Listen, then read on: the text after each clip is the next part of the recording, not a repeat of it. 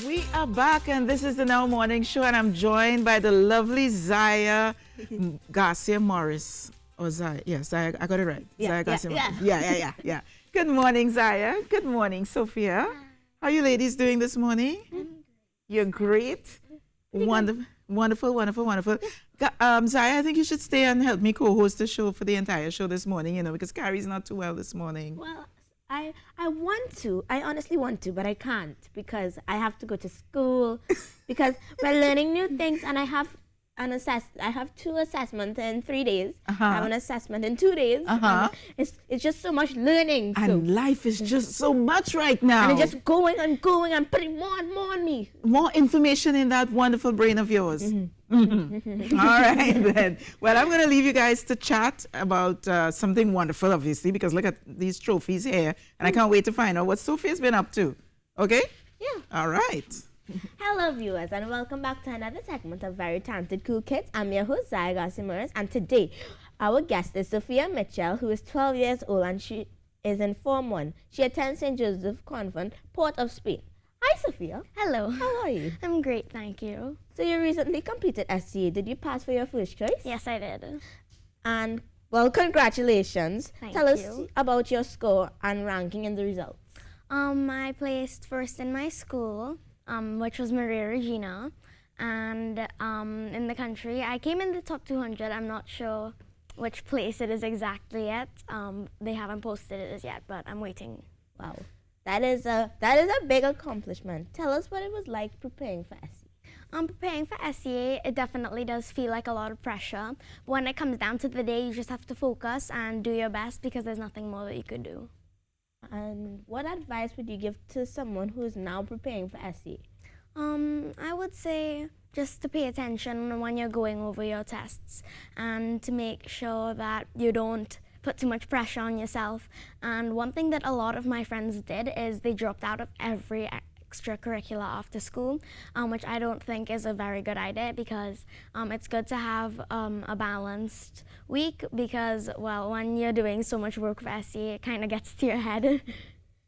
Now, let's talk about your gymnastics. What club are you in and how long have you been with them? I am in Tots and Tumblers and I was with them since I was 3. I stopped when I was 8 for a little bit, took a little break, and then I started back when I was 10. What is your specialty in gymnastics? Bars.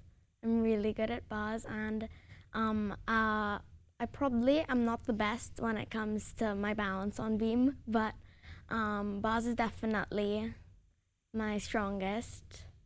Have you ever represented Trinidad and Tobago for gymnastics? Yes, very recently actually. So basically what it is you do interclub competitions, and then there's the nationals, and then there's the Caribbean Championships. And what is that selection process like? So basically, your scores from the interclub, they choose who goes to nationals from the club. And in nationals, depending on how high you rank in the country, that depends on if you get to compete in the Caribbean. And what is your most memorable gymnastics moment? Probably in one of my competitions, one of the level 4 moves for bars is a kip, and I did that for my bars in level 3 in one of my competitions. That's just great. And you recently broke your leg. Yes. What happened? Well, no one necessarily knows exactly what happened, but I remember I was on vault. I think it was that I jumped a little too early and I kind of hit my foot and then jumped badly.